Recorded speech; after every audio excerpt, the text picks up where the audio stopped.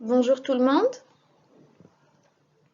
Donc je vous ai proposé cette vidéo comme une autre alternative, soit pour les étudiants qui ont loupé le premier cours ou pour ceux qui veulent réviser. Donc on s'intéressera aujourd'hui au module Initiation à l'entrepreneuriat. On va commencer par le premier cours qui s'intitule L'entrepreneuriat et l'entrepreneur. Je vous invite, avant d'entamer la partie théorique, à bien regarder cette photo. Regardez bien cette personne. Et posez-vous la question si vous le reconnaissez. Est-ce que vous l'avez déjà vu? Donc là, il s'agit du jeune ingénieur en informatique, c'est Jan Koum. Donc c'est un jeune Ukrainien, ok? C'est un jeune Ukrainien donc qui a quitté l'Ukraine en compagnie de sa maman, qui a immigré aux États-Unis quand il avait 16 ans et qui s'est formé donc en autodidacte. Donc, il s'est vraiment auto-formé au départ en informatique avant d'intégrer l'université. Donc, juste après avoir eu son diplôme, il a postulé, il a décroché un poste chez Yahoo, donc la grande entreprise en informatique. Et, le job qu'il avait décroché, c'était plutôt dans le domaine de la publicité, donc dans le département publicité, non pas où il n'était pas vraiment dans la partie ou dans le département développement ou réseau informatique, surtout développement. Lui, il était passionné par ça, tout ce qui était le côté développement informatique. Et donc, du coup, il était un peu lazy, c'est-à-dire que ça ne le passionnait pas trop, ce type de job, notamment lorsqu'il a été promu responsable donc de la section. Lui, il voulait surtout donc, travailler chez Facebook. Pour lui, Facebook véhiculait les mêmes valeurs, les mêmes principes que lui-même que lui-même développait. Il a fait sans trop tarder, ben, il a démissionné de chez Yahoo, là où il a rencontré un ami qui deviendra après un fort allié, donc son ami qui était son supérieur à un certain moment, donc il était plutôt dans la publicité, donc lui il est dans l'informatique. Ok.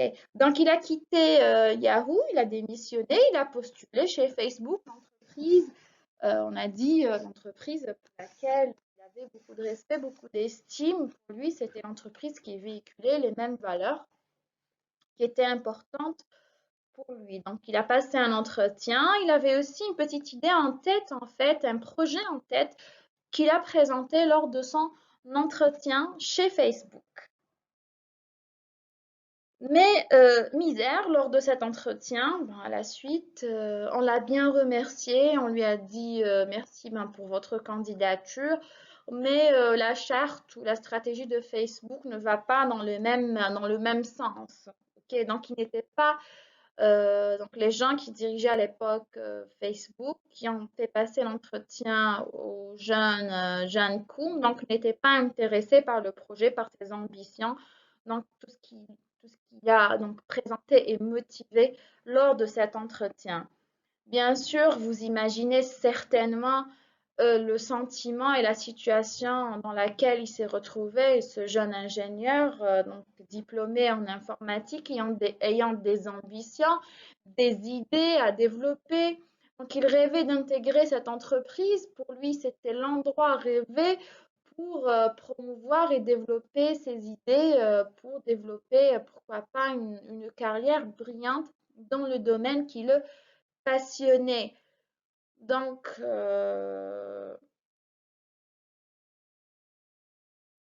comme tous les jeunes bien qu'on connaît, hein, traditionnellement, quand on est dans ce type de situation, on se renferme sur nous-mêmes, on se remet en question, on remet nos projets en question.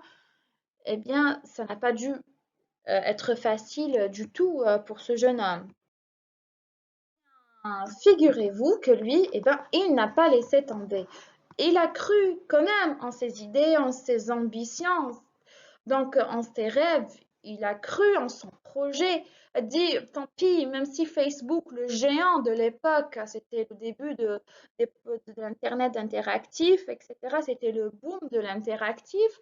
Il a tenu à son projet, il y a cru, il s'est quand même lancé avec l'aide de son ami, donc il a rencontré au niveau de Yahoo.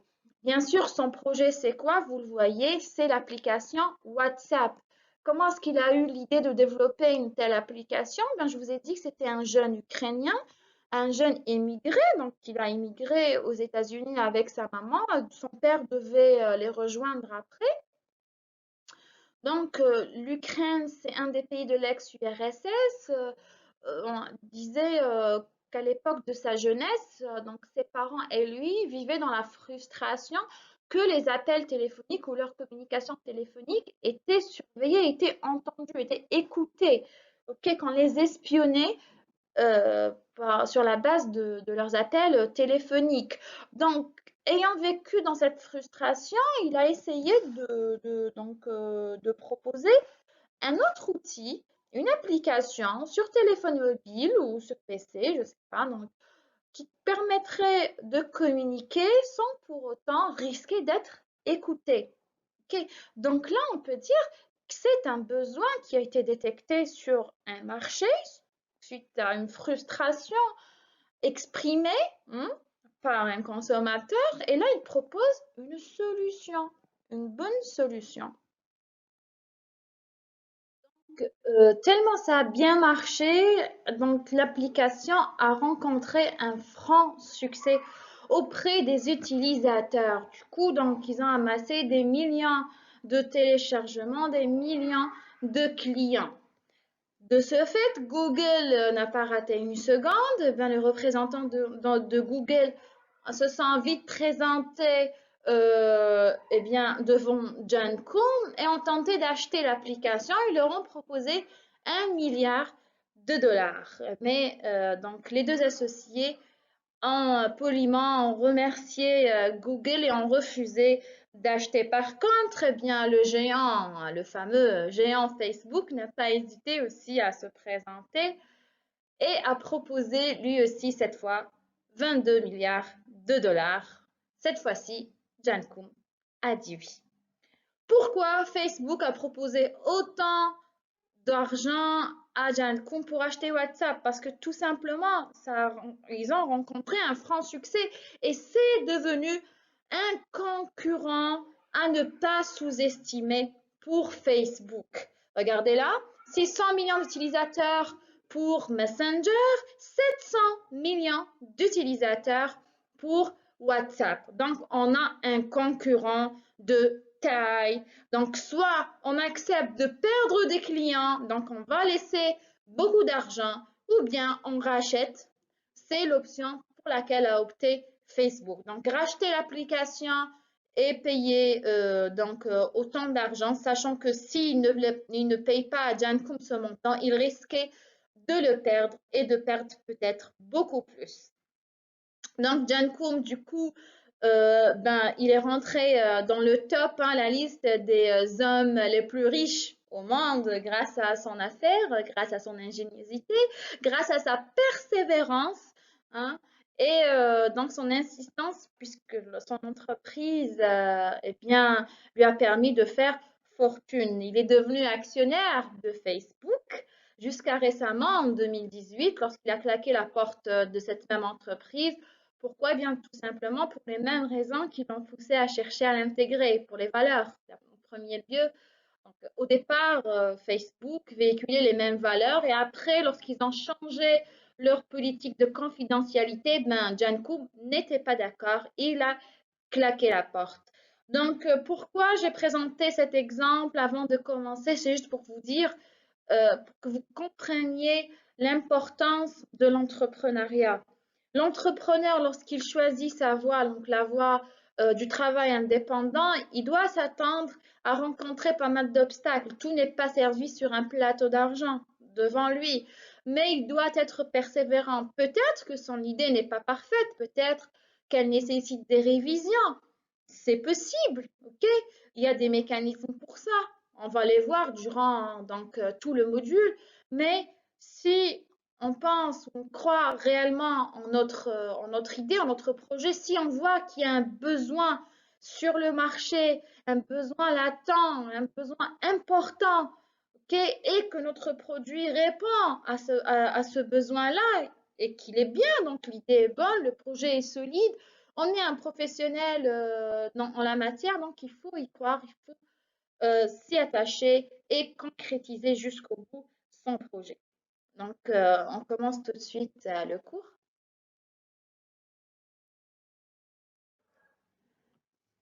L'entrepreneuriat est considéré comme l'un des moteurs de croissance économique. Oui, on le voit, donc tous les pays les plus développés ont un tissu entrepreneurial très dense. Donc, toutes ces entreprises contribuent à la richesse de ces pays-là et donc sont considérées comme un moteur de la croissance économique.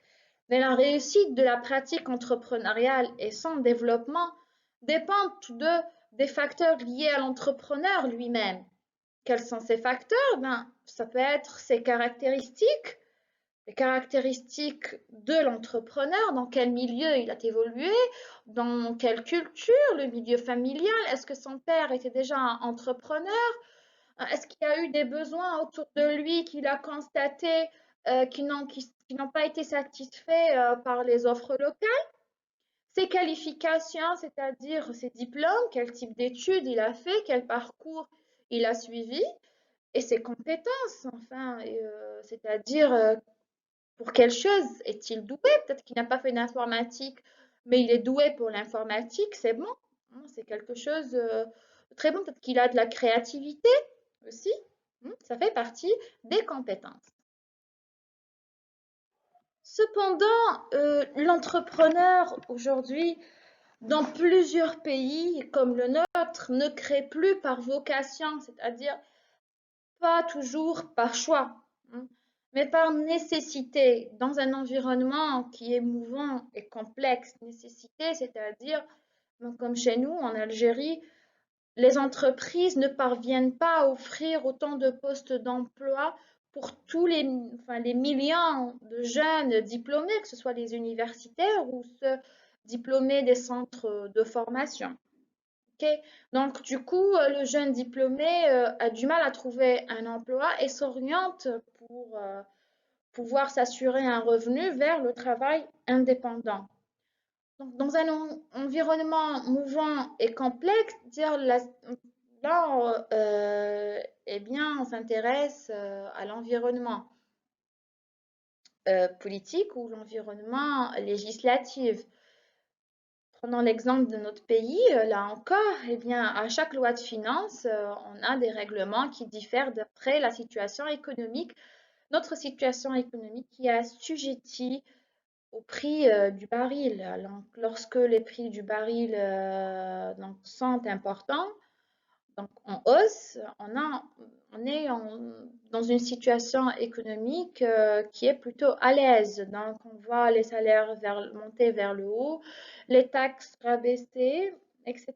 Donc, mais on est dans une conjoncture un petit peu difficile, on a des règlements, bien sûr, une réglementation qui change. Parfois, on interdit l'importation de certains produits. Donc, il faut être vraiment à jour. Souvent, donc, cet entrepreneur, il a besoin de fonds, de compétences techniques, managériales, réseau de relations. Oui, bien sûr.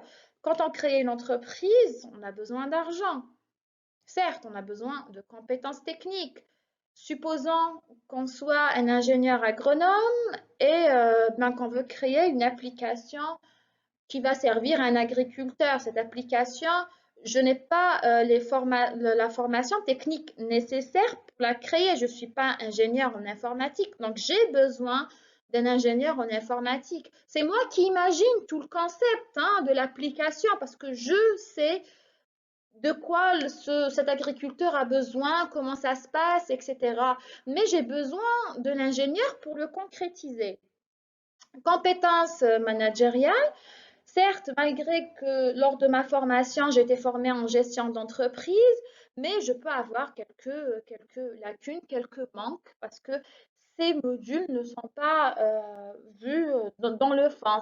Par exemple, gestion de projet, par exemple.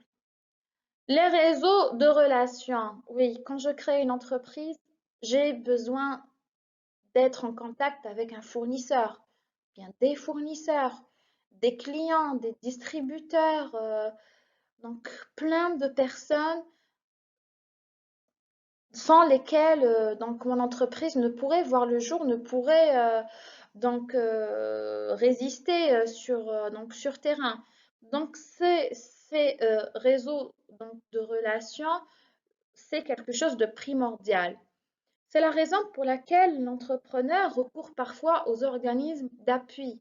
Les organismes d'appui qui permettent de bénéficier de fonds, de compétences techniques, de compétences managériales et de réseaux. Donc, il vient là pour combler les lacunes dont souffre l'entrepreneur et pour l'aider, hein, à mieux maîtriser son travail, à mieux gérer son entreprise. Selon nos deux théoriciens, Cousine et Fayol, l'accompagnement est souvent présenté comme l'un des facteurs de réussite des projets de création, de reprise ou de développement d'entreprise. Je ne l'ai pas cité au début du cours, mais quand on dit entrepreneuriat, ça ne veut pas forcément dire création d'entreprise. L'entrepreneuriat couvre la création d'une entreprise, mais la reprise également et le développement d'une activité déjà existante. D'accord?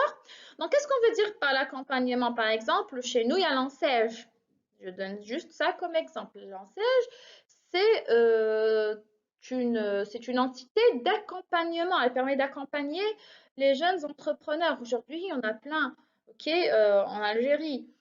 On peut avoir, par exemple, tout ce qui est pépinière d'entreprise, ou bien accélérateur d'entreprise, ok, incubateur. Donc tout ça, donc toutes ces unités permettent l'accompagnement de ces jeunes entrepreneurs.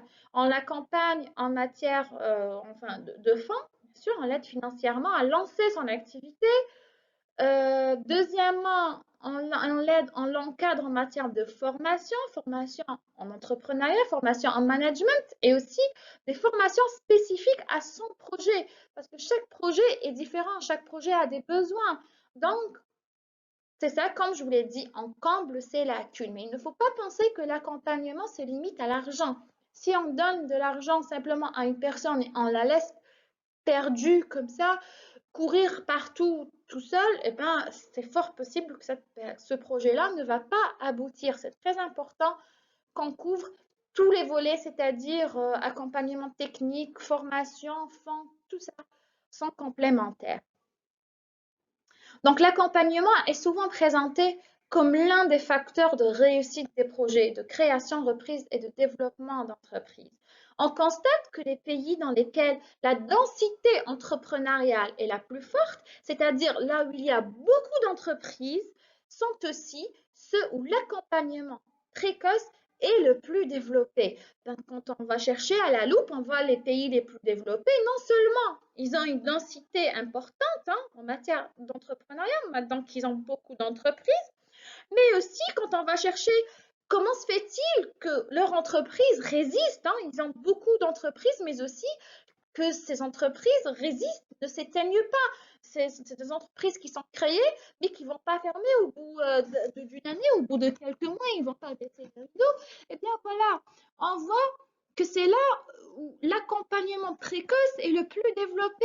Donc il y a plein de formations en entrepreneuriat, des journées de sensibilisation, des conférences, des concours sur les projets. On pousse et on encourage les jeunes à entreprendre, à créer, à proposer des projets innovants. Donc tout ça, c'est important. Regardez aux États-Unis, l'argent n'est pas tabou. Dès leur jeune âge, au primaire, il y a des projets où on pousse les enfants à proposer leur propre projet. Faites un petit projet et expliquez-nous quel montant vous avez investi et combien d'argent vous avez gagné.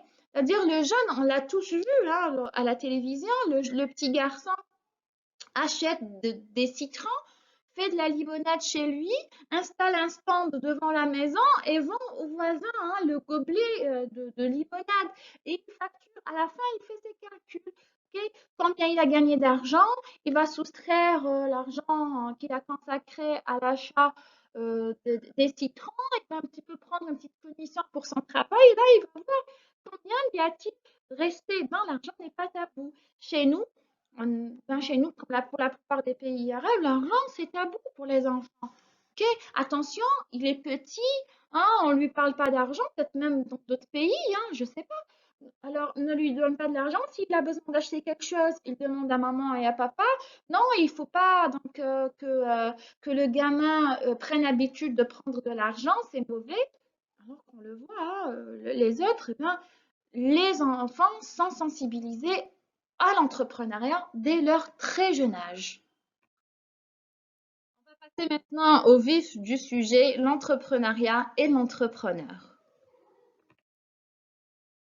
Au sein des sciences de gestion, l'entrepreneuriat apparaît comme un phénomène organisationnel combinant deux niveaux fondamentaux d'analyse, à savoir l'entrepreneur et l'organisation impulsée par ce dernier. L'un d'eux se définit par rapport à l'autre. Donc vous avez l'entrepreneur et vous avez l'entreprise, donc l'entreprise qu'il va créer.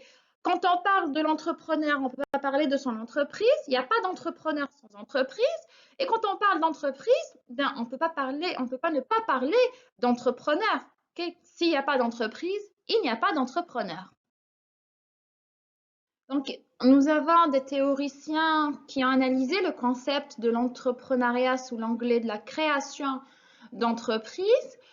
Donc, l'un d'eux présente l'entrepreneuriat comme un phénomène qui combine un individu, une personne, à une organisation. Donc, l'un d'eux se définit par rapport à l'autre et vice-versa. On a dit qu'on ne peut pas parler d'entrepreneur sans entreprise, on ne peut pas parler d'entreprise sans parler d'entrepreneur. Ainsi, le terme entrepreneuriat décrit une relation symbiotique entre l'entrepreneur et son organisation et son entreprise. Donc, c'est une métaphore, si on utilise la métaphore de la maman et de son enfant, une relation symbiotique. L'entrepreneur, bien sûr, agit, donc il fait des actions, il achète, il vend, il loue, structure, construit, il engage son environnement, tout son environnement, à des fins, à des objectifs socio-économiques. Pourquoi socio-économiques? C'est des objectifs sociaux, mais aussi économiques. Certes, on a dit que l'entrepreneuriat, c'est la source, ça fait partie des moteurs de l'économie, mais aussi ils ont des enjeux sociaux, notamment la création de postes d'emploi. C'est important. L'organisation c'est l'unité résultante du processus de l'organisation et de la structuration des éléments financiers, matériaux et humains. Donc le fait que l'entrepreneur agit, structure et engage tout son environnement à ses fins socio-économiques, eh bien le résultat, ça sera l'entreprise, ça sera son organisation. J'aime beaucoup cette définition, je trouve que c'est l'une des plus complètes d'Yvon Gass. Il dit que l'entrepreneuriat est l'appropriation et la gestion des ressources humaines et matérielles, et je dirais aussi financières. Ben oui, l'entrepreneur, quand il vient, il va gérer, hein, il va s'approprier d'abord, il va prendre, il va acheter ou bien prendre, oui, il va prendre mes ressources, il va les prendre pour pouvoir les gérer. Gérer, on a dit, c'est prendre des décisions. Gérer, c'est prendre des décisions. Trouver des solutions, c'est-à-dire, je vais prendre des décisions. J'y vais ou j'y vais pas. Est-ce que je recrute ou je recrute pas? Ok? Est-ce que j'achète la machine ou est-ce que je vais sous-traiter l'activité? C'est ça, gérer. Ok? Dans le but, donc cette gestion, gérer les ressources humaines et matérielles, voire financières aussi, c'est dans le but soit de créer, développer ou d'implanter des solutions. On offre des solutions, nos produits ou nos services, c'est des solutions parce qu'ils permettent de résoudre un problème. Ils permettent de répondre aux besoins des individus. C'est quoi le besoin d'un individu? C'est-à-dire, eh bien, je suis dans la cuisine, hein, je dois préparer le dîner, ok? Je n'ai pas beaucoup de temps. Donc, je cherche un robot qui me permet de gagner du temps lorsque j'épluche, par exemple, des légumes. Ben, c'est ça. Moi, quand je propose ce robot éplucheur de légumes, je réponds à un besoin. Le besoin exprimé par le consommateur, cette ménagère, cette femme qui est à la maison, qui prépare un repas et qui veut gagner du temps. Ok, le besoin, c'est le gain de temps en cuisine. En ce qui concerne le fait d'éplucher des légumes, c'est très important. Quand on va entreprendre, c'est très important de vérifier d'abord, est-ce que ce qu'on va proposer, la solution qu'on va proposer répond aux besoins? C'est très important parce que c'est ce qui va laisser ce client venir chez nous et nous acheter notre produit. Okay, la survie de notre entreprise en dépend. L'entrepreneur se trouve donc dans une démarche d'organisation des ressources. Gérer, il est en train de les organiser dans le but de lancer. Oui, je lance mon entreprise, c'est super. Puis garder en activité une entreprise qui viendra combler un besoin. J'aime beaucoup ce passage parce que je vous ai dit, il ne suffit pas de créer l'entreprise, il faut veiller à la garder en activité. Je ne peux pas créer une entreprise pour gagner de l'argent durant 1 ou 2 mois et pour ensuite baisser le rideau. Non, c'est important de voir loin devant, ok? Ne pas voir le premier ou deuxième mois, troisième mois uniquement. Il faut avoir, donc, essayer de prendre une longueur d'avance. Ok? C'est pour ça que dans le business plan, on vous demande d'essayer d'établir des prévisions pour minimum 3 ans, 3 à 5 ans, ok? Pour voir un petit peu comment est-ce que vous prévoyez développer votre entreprise. Passons maintenant à l'importance de l'entrepreneuriat.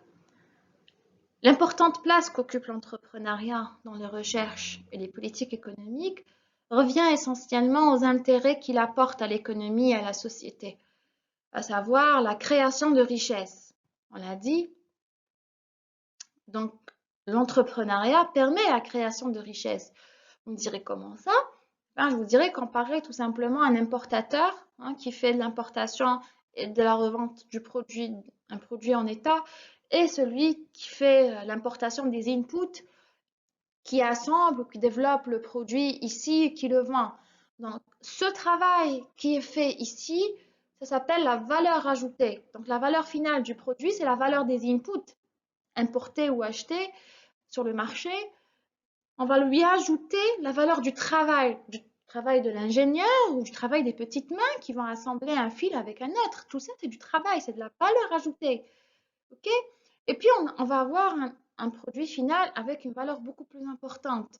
Cette valeur ajoutée qui est l'équivalent du travail fait par une ressource humaine ou par une machine, hein, c'est la même chose, mais c'est cette valeur ajoutée qui équivaut la création de richesse. C'est ça. Le problème chez nous, c'est qu'on a peu de travail. Donc, on fait plutôt la revente en état, ce qui fait qu'on n'a pas beaucoup de création de richesse. C'est pour ça que notre économie va un petit peu à la dérive. C'est très important cette partie-là.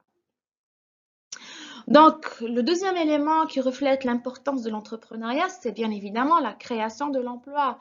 Bien évidemment, un jeune entrepreneur, lorsqu'il se présente pour défendre son projet, ne va pas dire je veux entreprendre pour créer de l'emploi. Ça va de soi. L'entrepreneuriat sous-entend automatiquement la création de l'emploi. Autant qu'entrepreneur, je ne vise pas à créer de l'emploi, c'est à l'État de chercher des solutions bien au niveau des entreprises, bien on va booster le pouvoir d'achat ou améliorer les conditions et favoriser l'environnement pour améliorer et pousser les gens à entreprendre. Mais la création d'emplois vient comment? C'est que le fait que moi, étant jeune entrepreneur, je réussis mon activité, je crée mon projet, je fais développer mon entreprise, même si je commence avec un seul employé. Si mon entreprise marche bien, elle va certainement se développer. Okay? Le fait qu'elle se développe, là, j'aurai besoin d'une main-d'œuvre supplémentaire. Okay?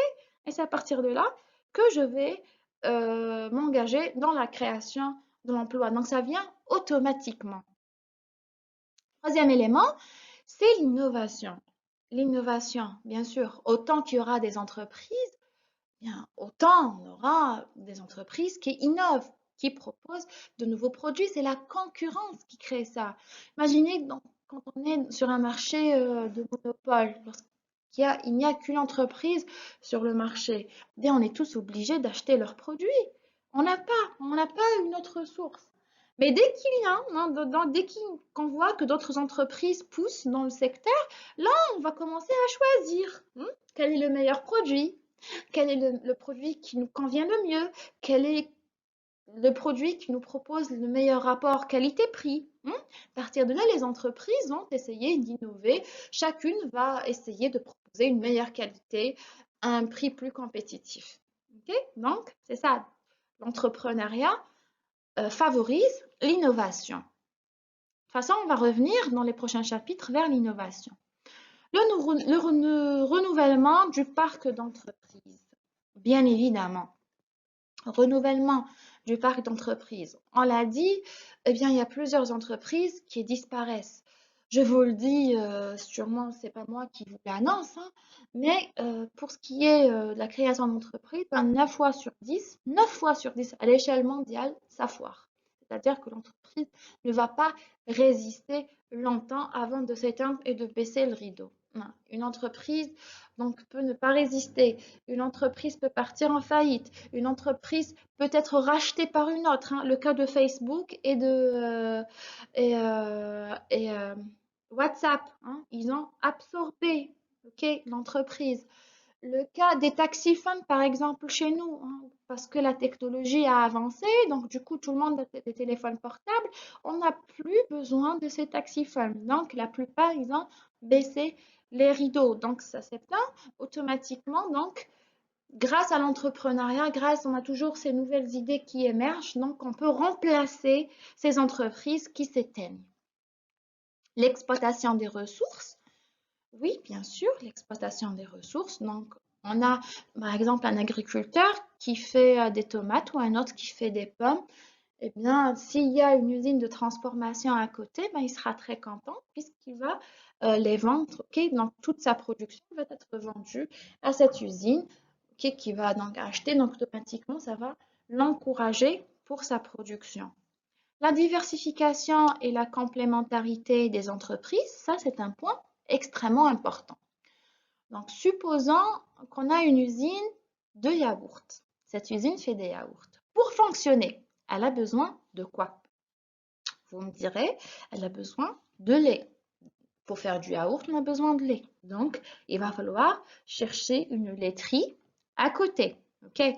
Donc, dès qu'il y a une entreprise qui fait du yaourt, un entrepreneur peut penser à créer une laiterie pour alimenter cette entreprise du yaourt.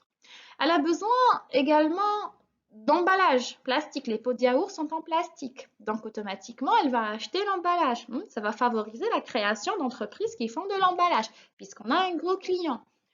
Qui fait de l'étiquetage, une entreprise qui fait de l'étiquetage, parce qu'on a besoin d'étiqueter ces boîtes de yaourt. Une entreprise qui fait de la publicité, parce qu'en général, les entreprises de yaourt ne font pas eux-mêmes leur spot. Ils sous-traitent ça à une boîte de com, une boîte de communication. Ok, ça va favoriser. Une entreprise de transport pour transporter eh bien, les biens, les yaourts produits. Peut-être une entreprise de stockage aussi. Donc, vous voyez, tout ça, c'est des entreprises qui viennent de secteurs différents, la diversification. Mais en même temps, ils sont complémentaires. Parce que l'entreprise d'emballage a besoin de l'entreprise de yaourt qui lui achète de l'emballage. Et l'entreprise du yaourt a besoin de cet emballage, a besoin de l'entreprise d'emballage. La même chose avec la laiterie, la même chose avec la boîte de com, etc. Donc, cette diversification, en même temps, cette complémentarité des entreprises grâce à l'entrepreneuriat. Si on résume, l'importance de l'entrepreneuriat, on a la croissance économique, création d'emplois, renouvellement du parc d'entreprise et innovation. Passons maintenant à la définition et l'évolution du concept d'entrepreneur. Le concept d'entrepreneur est à l'origine, bien, a une origine ancienne, utilisée la première fois en France à la fin du XVIe siècle, où bien, ce terme-là désignait les fournisseurs aux armées. Mais très vite, il s'est appliqué à tous ceux qui étaient liés par contrat avec le gouvernement royal pour la construction des routes, des ponts et des frontières. Donc, notons-le, le terme entrepreneur, c'est bien français et il reste français. Donc, c'est un petit peu comme le terme croissant. Même en anglais, eh bien, on dit entrepreneur et on dit aussi croissant.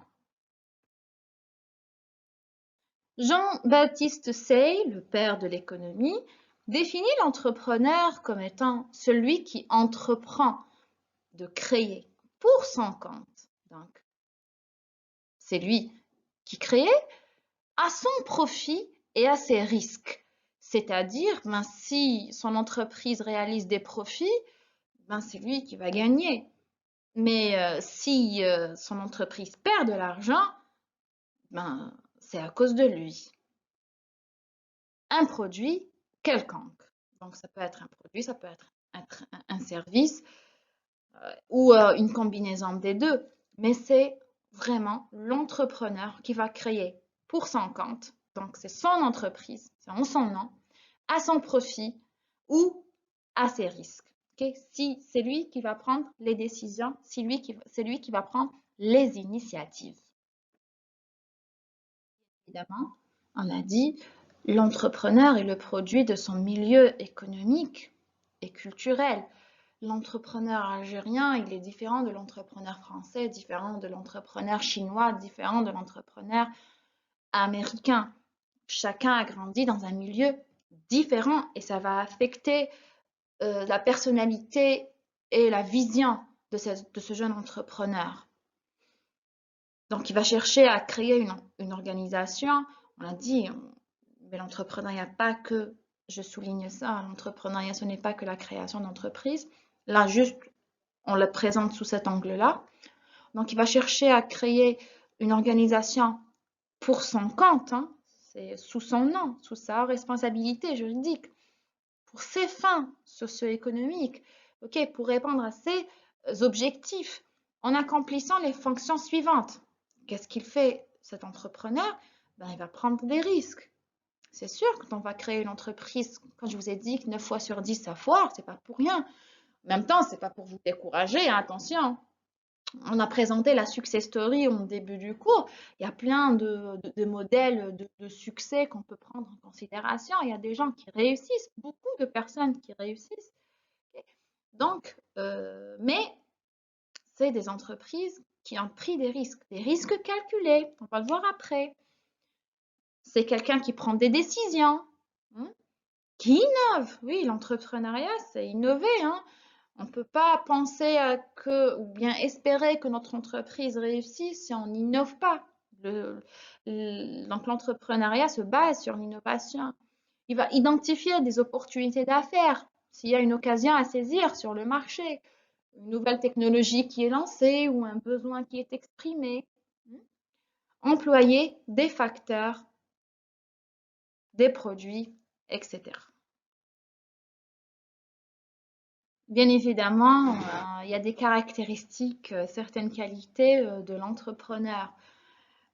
Certes, certains sont innés, certains entrepreneurs sont nés avec ces caractéristiques, mais d'autres ont réussi à les acquérir par des formations ou par expérience. Donc ces caractéristiques, on peut les présenter comme si après, on a la confiance en soi. Donc un entrepreneur doit avoir confiance en lui, c'est-à-dire qu'il croit en ses propres capacités, hein. Rappelez-vous le jeune Jan Kuhn. Il doit être indépendant et optimiste surtout. La deuxième caractéristique, c'est la volonté déterminée. Il faut qu'il soit obstiné et persévérant. Okay? Parce qu'il y a des obstacles. Okay? Regardez-vous, dans votre vie, tout ne vous a pas été servi sur un plateau. Okay? Vous avez toujours rencontré des obstacles, okay? Des concours à surmonter. Tout n'a pas été facile, mais il faut être obstiné et persévérant. Il faut être déterminé. Troisième caractéristique, concentré sur les tâches à accomplir ou les résultats à atteindre. Un entrepreneur doit être soucieux de la réussite. Il veut un travail bien fait. Bûcheur, dynamique, énergique, il prend aussi les initiatives. Quand on est entrepreneur, c'est à nous de prendre l'initiative. On ne va pas attendre que quelqu'un vienne avec une idée ingénieuse nous la présenter. Quatrième caractéristique, acceptation des risques. Ben oui, l'entrepreneur prend des risques, mais attention, ça doit être des risques calculés. On doit vérifier d'abord si on prend telle décision et on perd, bien, qu'est-ce qu'on va payer? Ok, quel pourcentage que ça foire, quel pourcentage que ça se passe bien. Il doit aimer les défis. La vie, c'est des défis. La cinquième caractéristique, c'est avoir l'étoffe d'un chef. Il faut être bon communicateur. La communication, c'est primordial. Il faut avoir un bon contact avec les autres, être attentif aux suggestions et aux critiques. Il faut savoir écouter. Hein? On dit souvent que Dieu nous a donné 2 oreilles et une seule bouche. Il faut écouter 2 fois plus qu'on parle. Il faut qu'il s'intéresse aux autres et concerné par le développement des autres parce que même étant salarié, on a des objectifs. Hein? Alors, l'originalité. Il faut être innovateur, créatif, ouvert d'esprit, ingénieux. Il faut savoir s'adapter rapidement et facilement. Parce qu'on a beaucoup de nouveaux, certains secteurs, il y a beaucoup de nouveaux entrants. Donc, on peut être un chef d'entreprise. Aujourd'hui, on propose un produit. Ben, et demain, il y a un changement de loi, un changement de réglementation, une nouvelle entreprise, un concurrent qui propose un produit nouveau, hein, qui vient nous concurrencer sur notre part de marché. Là, il faut s'adapter rapidement, prendre des décisions rapides, flexibles. C'est très important. Tourner vers l'avenir, il faut être prévoyant, visionnaire, mais surtout intuitif. Ça, c'est pas donné à tout le monde. Ok? Avoir du flair. Ben, merci, ça sera tout pour cette première séance. En attendant, see you next week.